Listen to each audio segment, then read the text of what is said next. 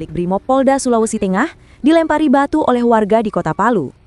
Kejadian itu terjadi saat polisi melakukan penggerebekan terhadap jaringan narkoba di kawasan permukiman padat penduduk. Peristiwa berlangsung di Kelurahan Kayu Malue, Kecamatan Palu Utara pada Kamis 23.10.